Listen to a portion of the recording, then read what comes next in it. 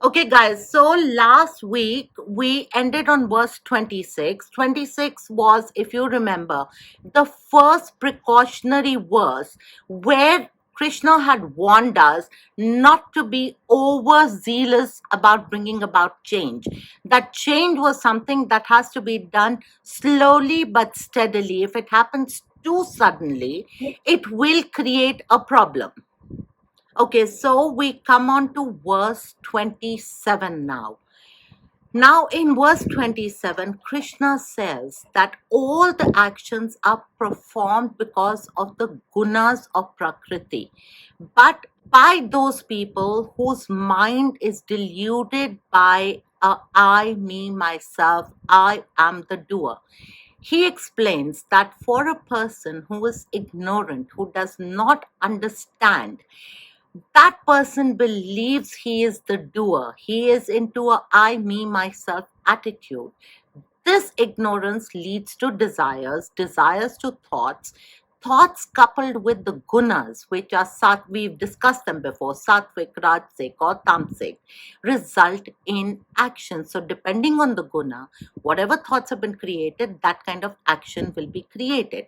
The nobler the thought, the nobler the action, the meaner the thought, the meaner the action, and so on. There are 23 modes of Prakriti, which are intellect, ego, mind, the five subtle elements air, fire, water, etc., the 10 organs of perception and action, the five objects of senses, which are sound, touch, sight, taste, etc. All these coupled together become the nodes of Prakriti, and this is from where all action is performed. It's a combination of all these 23 elements from where action is performed. Action includes, and we've again discussed this before, action includes functions of the organ, our very blinking, which is involuntary, the breath we take, the digestion that's happening inside us, all this, the blood that is being pumped through us, all this is action. Action is not just the outwardly action we do, and all the actions are happening because of the 23 nodes of Prakriti. For whatever action, what Krishna is explaining is that the self, the Atma, that Brahmin inside us, which we've understood from the real and the unreal, that this body is unreal. Anything, if we just to go back a bit, unreal is anything that is perishable. Real is something that is constant and not perishable. The body is perishable, so it is unreal. What is real is the soul, which is not perishable. The self, the Atma, or that soul inside us, has nothing to do with any of these actions. An unwise man identifies himself with the body and the senses and associates himself with the actions of the body and assumes himself to be the doer of those actions. Krishna is repeating it again and again that it is an unwise who thinks he is the doer. When the unwise thinks he is the doer, what happens? He attributes emotions to the thoughts. Those emotions lead to vasanas. Those emotions create, because vasanas are created or emotions are created, it leads to karma. And this is why action becomes bondage for a man to stay in the cycle of life and death. When we perform an action, and if we presume that action is being performed by us, what we are doing, there is a desire, desire leads to thought, thought leads to emotion, emotion leads to action. The moment we attribute an emotion to an action, it leads to karma, the karmic factor, an action done without an emotion, an action done the way Krishna is saying, third party observer. The soul is the third party observer, an action is being performed, there is no attachment to the action, there is no attachment to the result, no karma will be produced. The moment you're free of karma, you will get free of the cycle of life and death. And this is what Krishna is explaining to Arjun. So he's explained the way an enlightened or a wise man would think. A wise man would understand that he is not the doer. He is not the doer of that action. He is just a third party observer. All the actions are happening because they need to happen. He does not attach emotions to those actions, thus freeing himself of the karmic factor. In the next verse itself, which is stanza 28, he explains that a person who is he's explained the wise, now he explains the behavior of the unwise. The wise man understands the difference, the unwise man does not understand that all action is a result of gunas or perception, and the unwise man does not understand that the atma or the soul is detached from all of it. That is what an unwise is, and this is the difference between the two people. The wise understands the real, the unreal. The unwise does not understand the real, the unreal. The wise will not attach any emotion to any action that is being done, or an emotion to the result of that action. The unwise will attach a lot of emotion to the action as well as the result of that action. And here lies the intrinsic difference, which is why the wise, or they are called the enlightened, get free of the cycle of life and death. The unwise do not. They go through that cycle of life and death again and again and again, till they come to this point of understanding to be able to actually break that cycle. Krishna goes on to say, a wise man. Now, again, he's explaining something very sensible.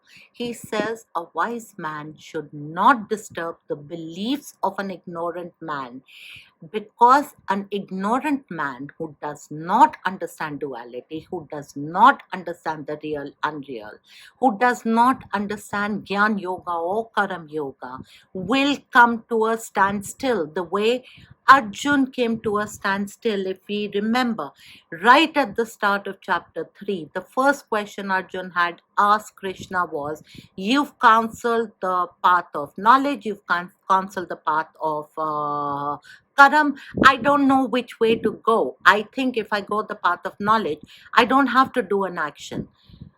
Basically, the ignorant, if they don't understand, and these concepts are not very easy to understand, they are very tough concepts to understand. So a wise man will not shake the core beliefs of an ignorant man, because when he does that, all he is going to do is create confusion and bring that man down to a standstill, which is true of society too. Today, broad based in society, if you start preaching Karam Yoga or Gyan Yoga or any of these philosophies, everybody is going to get confused and they're just going to sit down, because they're going to believe that not doing an action is good. He says, so Krishna explains to Arjun that the way to do it for a wise man, to explain to an unwise man, and there's a lot of sarcasm here, because the undercurrent is sarcasm, because that is exactly what Krishna is doing with Arjun. He explained the entire theory for Arjun to get completely confused, and now he's breaking that theory up into bite-sized bits so that Arjun can start understanding, which is basically he's leading him to understanding with little steps, one at a time, a little at a time. And that's exactly what Krishna is also counseling Arjun to do, that a wise man does not disrupt somebody's belief structure. What a wise man does is takes the unwise or the ignorant, and leads them up the path of knowledge a little by little. It's like literally a father holding the finger of a child and teaching it to walk step by step. And that's exactly what Krishna is also doing with Arjun here. So I love the tongue-in-cheek humor of Ved Vyas, or the very subtle sarcasm that is happening in this verse. Very well put. Coming on to stanza 30. Stanza 30 is a very important verse. It is actually the heart of chapter 3. It explains the basics of what Krishna is trying to tell. Verse 30 is the essence. The way chapter 2 is the essence of the Gita, verse 30 is the essence of chapter 3. Krishna is explaining the way to reach the highest goal. He asks Arjun to fight, surrendering all activities onto him. By him, he doesn't mean me. He means surrendering, a giving up. Everything, whatever the result, whatever is happening, leaving it to the universe and just doing his duty. And that is the essence of Karam Yoga, if we've understood it. The mind concentrated on the self, do your action and surrender everything up to the universe or the supreme energy. And this is the essence of this chapter. Surrendering all action does not mean inactivity. We have discussed that. It is surrendering all action means acting without attachment, without that sense of possession, without a care about that sense of possession, about that I, me, myself. Actions performed with egocentric and selfish motives become a bondage. Actions performed without attachment and desires are not actions at all, in the sense that they do not result in painful reactions. So it is an action that is done without any attachment, without any desire for a result or an end goal in mind. You're just performing the action that is your duty, that is something that you have to do. Actions performed without attachment or desires are not, they're not considered actions because they do not result in a reaction.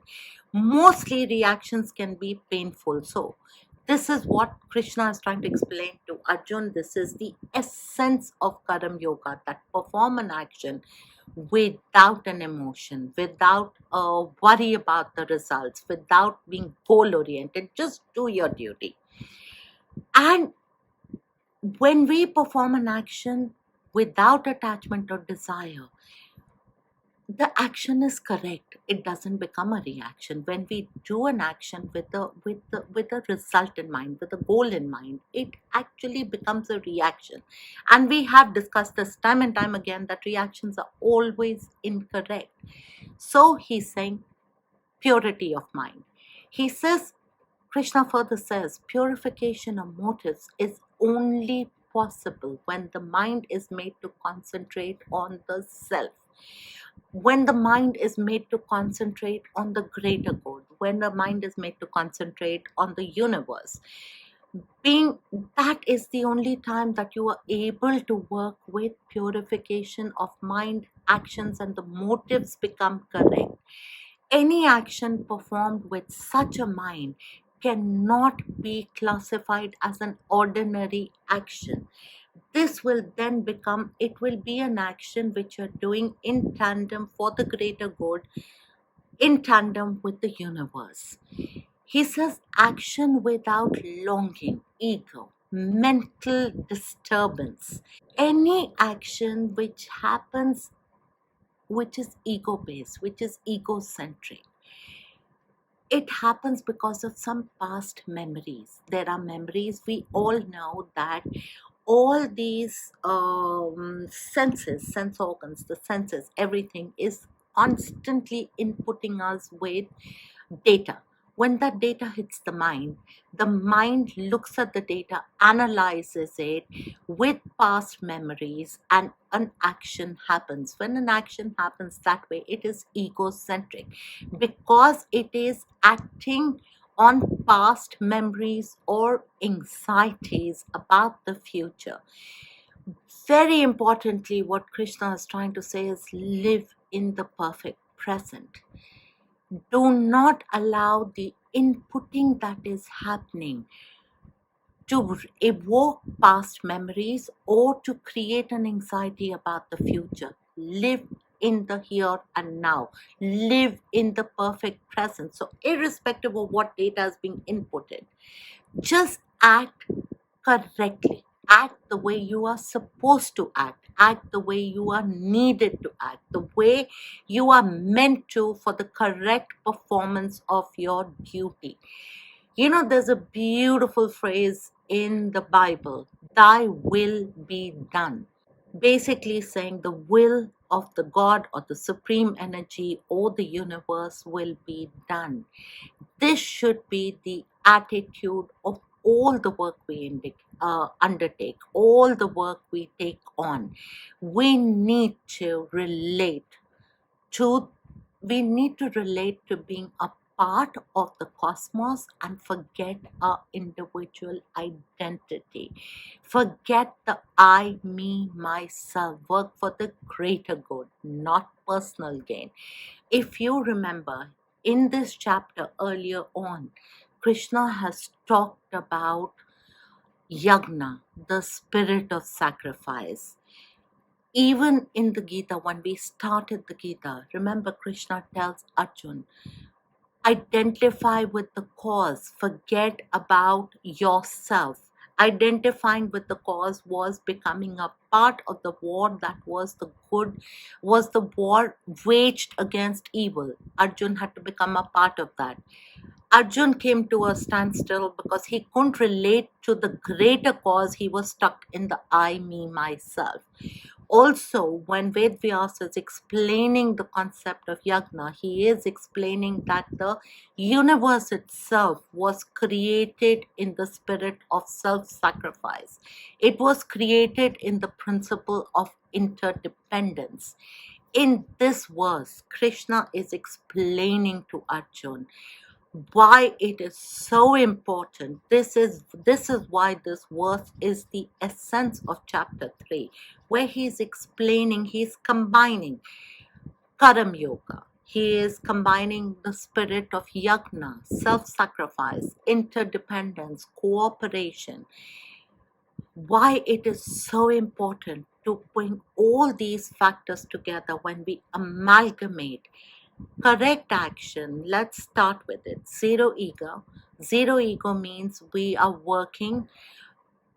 not working to be result oriented. We are not working to be goal oriented. We are not working for that pat on the back. We are not working for more money, more anything.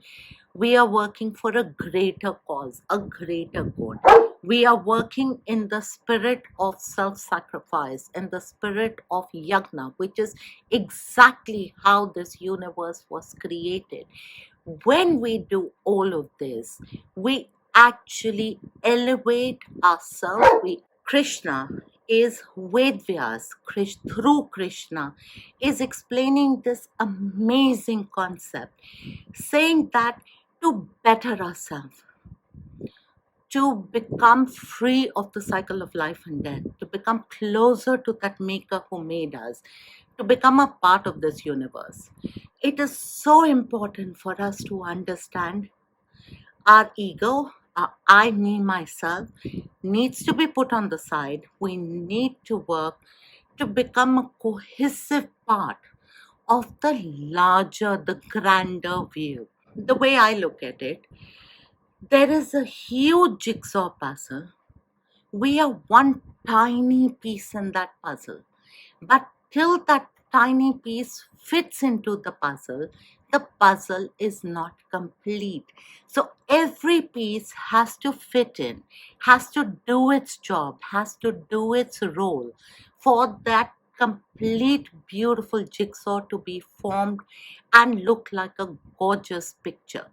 We are that one tiny piece, but that one tiny piece that goes missing will destroy the jigsaw puzzle. So, though we are that tiny speck, we are still important. It is so important for all of us to be a part of the greater good, to be a part of that cosmos, to work with that interdependence, to work with that spirit of cooperation, to work with that spirit of yagna, spirit of self sacrifice, not to work just with the I, me, myself attitude, not to work with an attitude of what's in it for me, what am I getting out of it, how much am I getting out of it. Krishna says that those men who constantly practice this teachings of mine with faith without finding fault are also freed from the bondage of all actions. Basically, he is explaining the concept of shraddha. Shraddha is that Hindi word which is beautiful because it's very encompassing. It is faith. It is not just about faith, it is about trust, it is about belief, it is about really, really trusting another person. It is a mental attitude. Starts with your faith in yourself, faith in the scriptures, faith in the teachings of a teacher or a guru or a learned person. Why Krishna is saying this is because he is right now acting as that guru to Arjun. The Vedas are our scriptures. They are, if you want to take it, they are our gurus. The Upanishads are teaching us. The Gita is there to teach us. If we don't have belief in what is being taught, then we are pretty much, I mean, we're wasting time, aren't we? Why are we reading? Why are we listening to somebody? Why are we going somewhere? Yes, we form our own ideologies, we form our own thought processes, we form our own methods, principles, everything. But there is a very broad based guideline that has been given to us, and that is what Krishna is explaining to him, that a person who has shraddha, who has faith, it boils down to faith. I have faith in what is written in the Vedas. I will absorb and take away knowledge. If I don't have faith in what is written in the Vedas, for me it will not even be a storybook. You will pick it up, put it down, and walk away, absorbing nothing.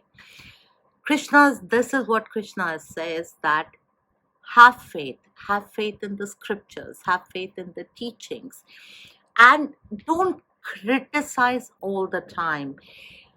By doing that, by following what is being said, you will reduce the vasanas, the desires, the emotions, purifying the mind, and it is possible for a very ordinary person to get over the bondage of action and surrender to the supreme being, to become one with that being. For a fact, I know that we all talk of surrendering, a giving up of ourselves, but you can't surrender or give up of yourself till you come from a point of faith. It is so important. That is your first step. Faith is your first step. Surrender is the last step. Carrying on from there, he goes on to expand further in verse 32, saying that those who find fault with my teachings do not practice it. They are deluded. They are doomed to destruction. Now, when he says destruction, it does not literally mean destruction. Basically, what Ved Vyasa is trying to explain is that if we continue on the path of actions that are born of desires or thoughts, actions that are result oriented or goal oriented, will lead us through a whole spate of emotions, which will create a lot of karmas, which will become a downward spiral. And basically, there is no hell. All the hell that we go through is created here, created by us. And this is what he's saying, it will take us down the path of destruction, because the higher the desires, the higher the emotions, the higher the thoughts, means when we are working for something, the more attachment we have towards what we are working for.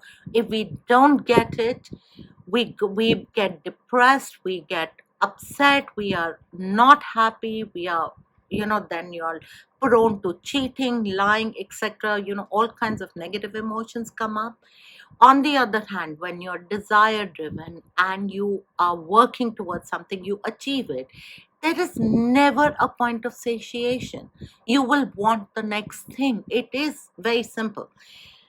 We've heard of upward economy, but that is also what desire is all about. You start by walking, migrate to a cycle, from a cycle migrate to a scooter, from a scooter you migrate to a small car, to a bigger car, to a Rolls Royce or a limousine. You aspire to get a plane your own. There is no end to desires. So if the desires are fulfilled, they're not satiated, which means you'll jump to the next desire. If the desires are not fulfilled, you become depressed, you become unhappy. So that is what Krishna is trying to explain, that a person who does not understand this path, that is why the word destruction was used. It is not that God is going to come down and say, oh, I am going to destroy you if you do not follow this path. There's no such thing. We will destroy ourselves, and we can look around us and see, look at the amount of depression in the world, look at the amount of distress in the world, look at the amount of unhappy people in this world. Why are all of them going down, spiraling down that path? Because there is no inner peace. They are way too much of attachment to every action of theirs, way too much of attachment to every result of that action. This is what Krishna meant, path of destruction. We all understand this. It is up to us how much we follow, how much we don't. I had said it last time, I am saying it again. Most of the paths prescribed here are not the easiest to follow, yet they are not impossible either. All we have to do is take a little at a time, step by step. Understand the concept. The first process is to understand the concept. The baseline concept in all of this is real versus unreal. If we understand the real and the unreal, it becomes easier to understand duality. When we understand duality, next step, to figure out duality in our life, which I had set up as a homework, and not too many people did that, but think about it. Think about all the duality that is happening in our life. Break away from that duality. Start coming to a point of singularity. I find, and I've been really practicing this for the last 4 5 weeks now. It used to happen to me most of the time when I was in a tough situation. I used to always become a third party observer, so that all the emotions were there, everything was there, but the core of me never felt anything. I was a little distant from all of it. So normal behavior, laugh, I'll cry, I'll shout, lose my temper, but my core was always third party observer. Now I am practicing to be becoming third party observer in everything. Guys, light has gone, so please bear, this is still continuing. Now I'm trying to be third party observer in every aspect of life. So even when it's an interaction with my husband or my children, I am detaching myself, keeping it away, and keeping it as third party observer to watch, to realize that I am not the doer. It is not about me. The beauty of what is happening by doing this is that I find there are less of egos that are coming into it. I'm not reacting to anything, even externally or internally. I'm not reacting. There are no egos attached. There are no, there's no emotion attached. It is like you're going through all the motions, you're going through them correctly, you're going through them with all the care, all the love, everything. But you do understand that that pure part inside you, that soul inside you, is so untouched by this. In fact, half the times I find that that soul or that part of me is having a big grin and saying, "Fir tamashe kar rahi hai. Why? When is she going to learn?" It's beautiful. Try it, guys. Stanza 33. Very, very beautifully, Krishna asks a question, which is a question that is normally there in everybody's mind. He says that a wise man acts in accordance with his own nature. Beings will follow nature. What can restraint do?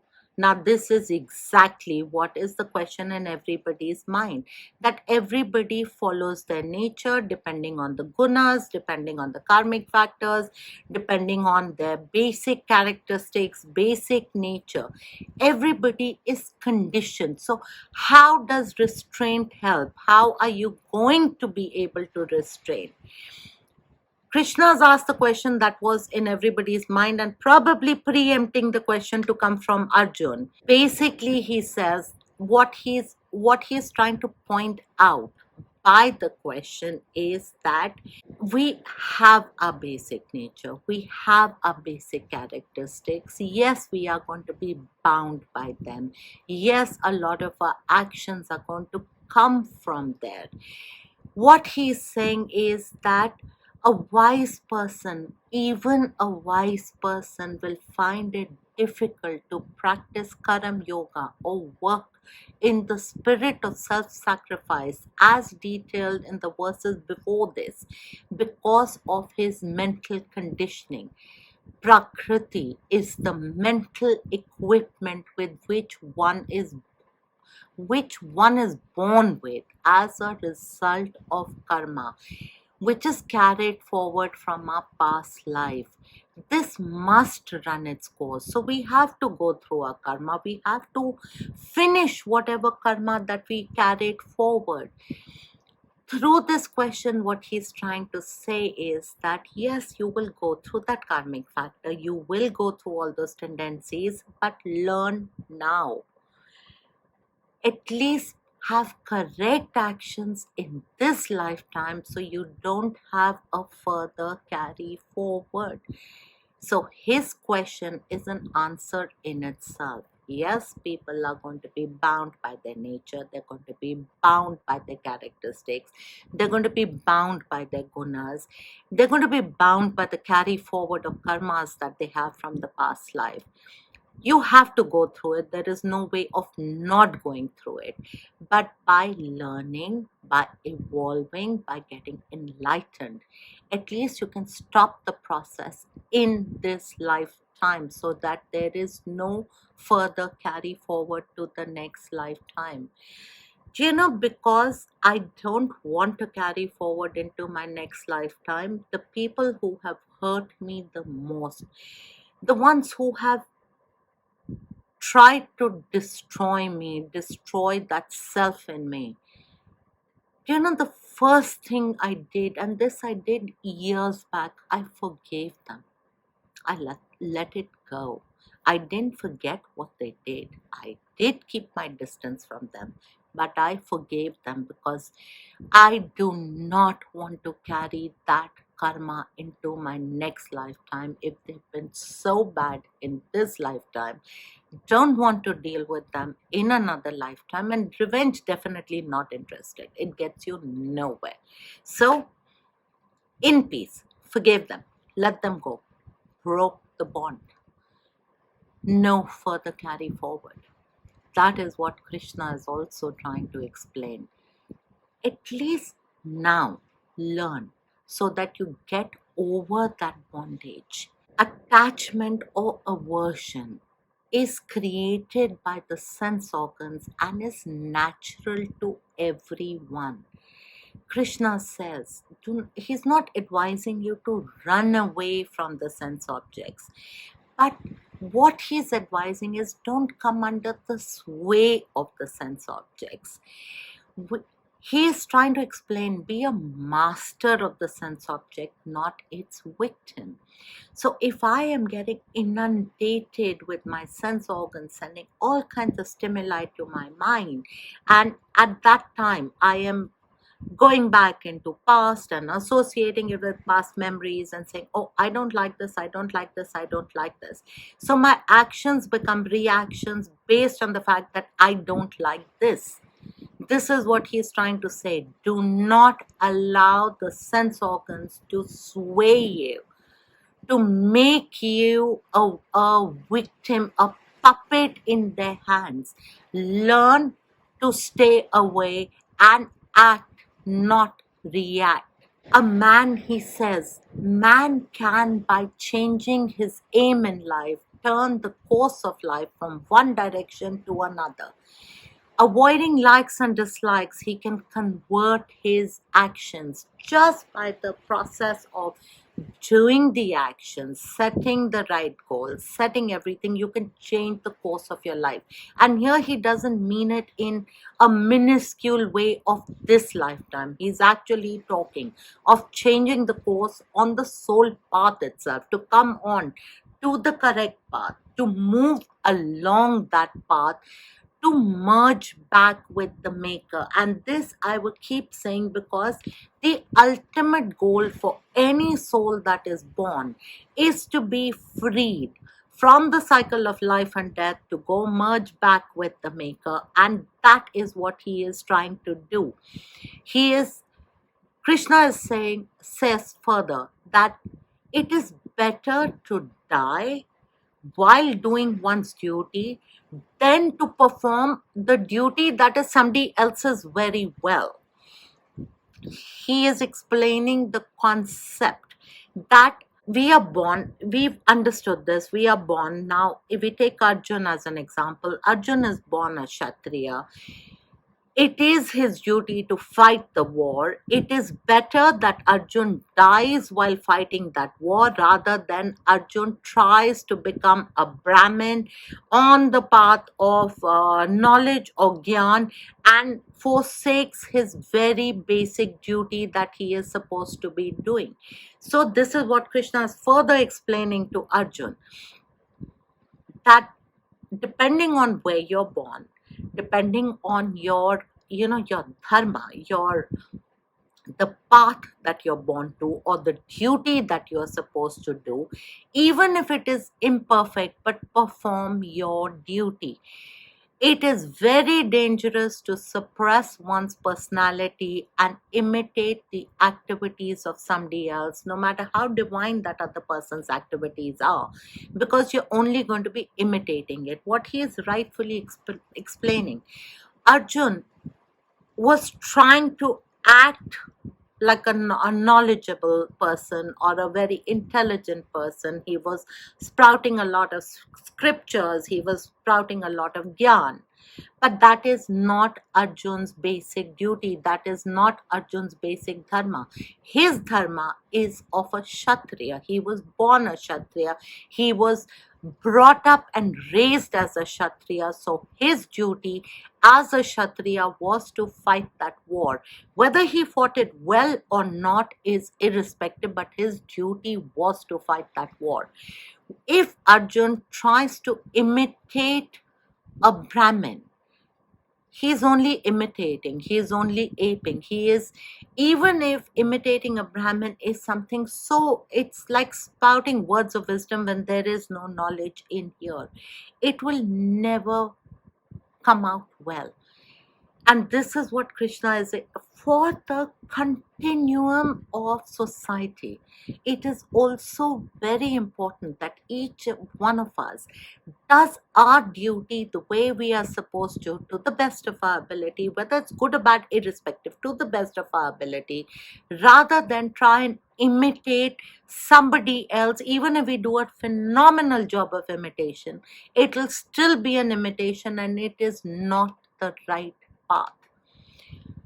He's explaining this to Arjun because Arjun was trying to imitate or trying to act like a Brahmin, sprouting scriptures. That was not his duty. If every one of us in this world does our duty, does it to the best of our ability, we form a cohesive world. If each and every one of us starts imitating somebody else and pretending to be like somebody else, or doing something that is not our duty, the world is going to come crashing down. We are not going to be that perfect piece to fit into the jigsaw to make it a perfect picture. Arjun now asks Krishna, under what compulsion does a man commit sin in spite of himself? What is it? Is it driven by something? What Arjun is saying is very true to everyday life. Everyone knows what is right and what is wrong, what is good or what is bad. Yet, when it comes to actions, people are tempted to do the wrong thing. Arjun's question is, why is this paradoxical confusion? We know what is right, yet we wind up doing what is not right or what is wrong. Why do we do that? A beautifully said question. And if you look at everyday life, isn't this how all of us also tend to be? We know deep inside our heart, if we listen to that inner voice, we know what is right. We know the right actions. Yet, the wrong things come out of our mouth. The wrong actions are done by us. We hurt people. We inflict hurt on others.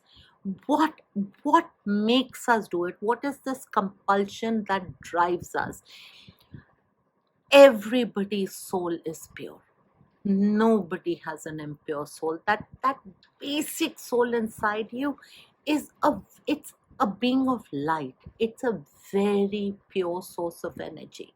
So what is that paradox that makes us not listen to that being and goes on external circumstances and does things which are not the best or good for us? Krishna explains this. His answer to Arjun is, it is desire, it is anger, born out of a quality of Ratsic quality, which is all sinful and all consuming. This is what the enemy is. Krishna explains that the cause of all sins, all wrong actions in this world stems from desire. Anger is another form of desire, just expressed in another form. When a person's desire is not gratified, he becomes angry with those who he considers as obstacles in his path of gratification of desires.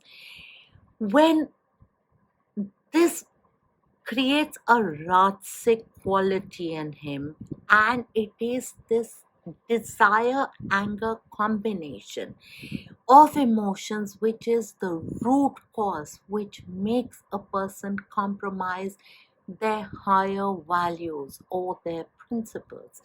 Think about it, how much we justify. Let's take something very simple like weight loss. A very easy example, because most of us at some stage in our life have gone through the process, so we understand this desire. We put on weight, we want to lose weight, we go on to this diet, then there comes this desire to eat that cinnamon, or that desire to eat that kheer, or to eat that chocolate, or to eat that ice cream.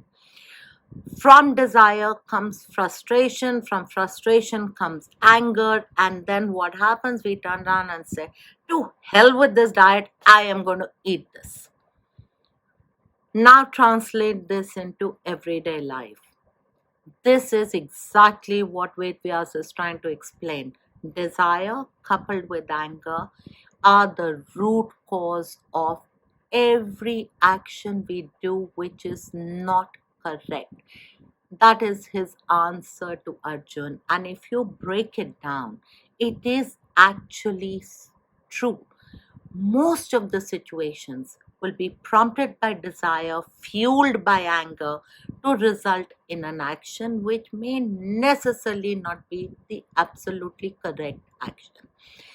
Desire is the man's greatest enemy on earth, because a man commits a sin only at the command of desire, and that leads him to do actions against his better judgments, which lead to very strong repercussions. Repercussions in this lifetime, repercussions as not getting freed of the cycle of life and death. Important point to think about, guys, whenever we are doing everything. How desire ridden is it? What is the emotion we are attaching to that desire? And normally, when it is desire, there is always some form of a negative emotion that gets attached to it. The stronger the desire, the stronger the emotion, the stronger the action that is going to happen. Krishna gives three examples in the next two verses, verse 38 and 39. Krishna explains this further. He explains it through three different examples about the different degrees of desire and how that desire deludes us and prevents us from thinking rationally. He says desire falls under three categories: tamasic, inert; rajasic, active; sattvic, divine. Even sattvic tendencies have desire, but they're just a little on a higher plane. He says what Krishna is explaining is that fire is enveloped by smoke. Now that is the sattvic desire.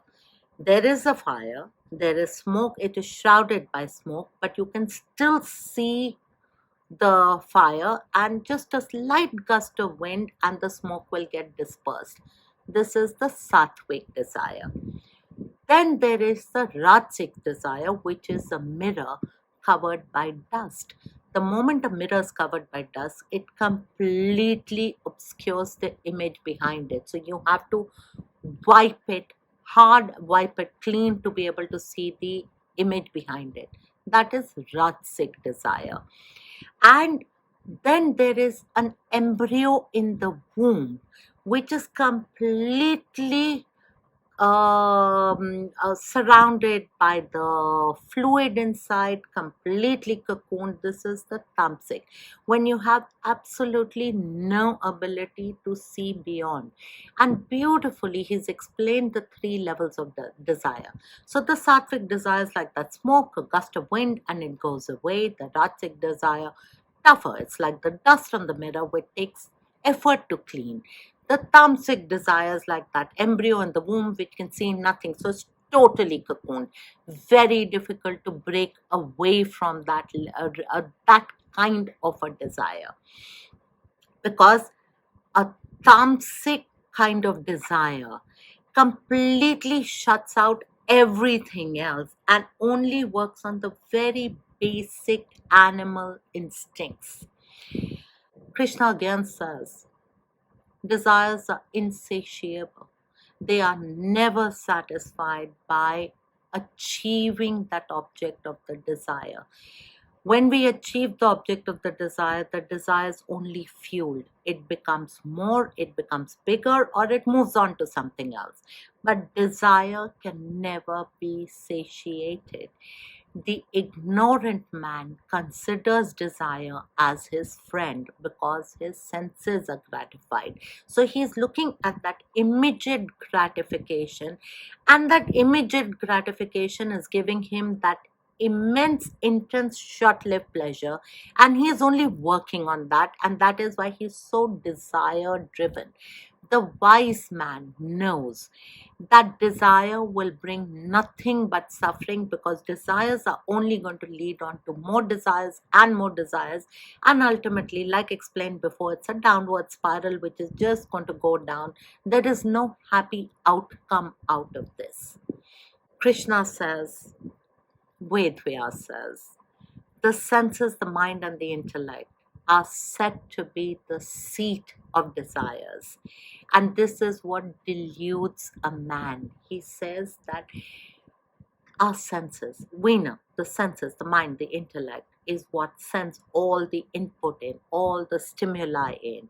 And that is what plays havoc with our inner serenity, our inner peace of mind. The sense organs will transmit the stimuli, which will then send it to the mind, which is working in collaboration with the intellect, and you start experiencing all these enjoyments, start desiring more and more. To remove that desire, to eliminate that enemy, we have to control the sense organs, the mind, and the intellect. All three together work to create the desires, to create that emotion, to create that longing, to create that want. If we need to control it to bring peace of mind, to bring equanimity of mind, we have to control the three together. They are the crux of the problem. And in the next verse, he explains how to control it. So he says you have to control the senses first. After you control the senses, because it is the senses that are the destroyer of knowledge and wisdom, Krishna says that the first step, so we take it, he's again breaking it down step by step. The first step is to control the senses. He calls desire sinful, not because desire, because again, when they use words like sinful, they use words like destruction, when they use words like, you know, demolishing and vanquishing. Basically, what they're trying to explain, as I've explained before, why and how desire can perpetuate a downward spiral, because desire never gets satiated. That is why they refer to desire as being sinful. He says it is desire is a threat to both knowledge and wisdom. Desire is what makes us give in to the baser nature or to that animal instinct that we have. Even Adi Shankar has defined knowledge, Gyan, as the knowledge of the self acquired through a study of the scriptures and or from a teacher. This is indirect knowledge, which is known as Paroksha Gyan, or there is Vigyan or wisdom, which is knowledge that we acquire ourselves through Anubhav, through experience, through life. Life teaches us. That is also a lot of wisdom that he has. He says what happens is either one of these, knowledge that is acquired through scriptures or training, or knowledge that we acquire, wisdom that we acquire from experiences, goes out of the window when desire is there, and desire is controlled by the senses. So control the senses, automatically we control the desire, which then takes us on the path of knowledge. He says that the senses are superior to the body, superior to the senses is the mind, superior to the mind is the intellect, and the one who is superior to the intellect is the self. So at the top of the ladder or top of the pyramid is the Atma or the Brahman inside us, that soul, that self. The most superior, the part to that. So step one, senses. Senses react with the body. Body reacts to the mind. Mind reacts with the intellect. If we ignore all of this and we just concentrate on the self, we will reach the path of moksha. Basically, we are at the end of chapter 3.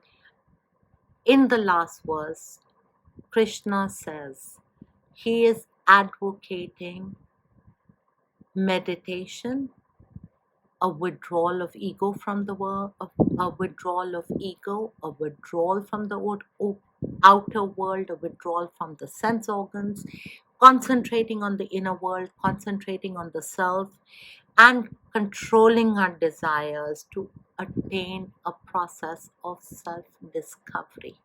And at this point is where chapter 3 is ended.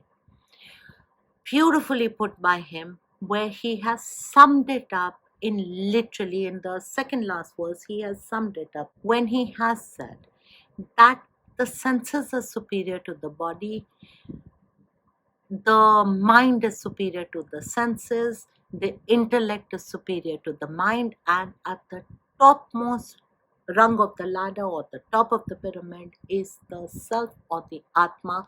And we have to go through all these processes to, at the end, reach that self, to reach that insight. To sum up chapter 3, there is so much he's talked about in Karam Yoga. He has explained what is Karam Yoga. He has explained what yagna means, what the spirit of sacrifice means. He's explained interdependence. He's explained the way to work in a cooperative society so that we make it a happier world. He has explained leaving our senses, leaving our ego, leaving our desires outside, and working from no attachment, no results, no goals. And that is what Karam Yoga is all about.